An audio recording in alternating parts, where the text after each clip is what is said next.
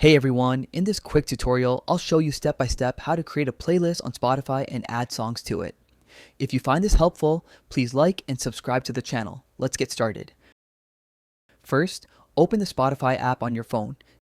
Now, tap on search at the bottom of the screen. In the search bar, type the name of the first song you want to add. From the search results, find the song you like. Tap on the three dots next to the song.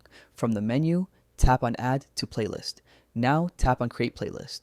Enter a name for your playlist and tap on Create.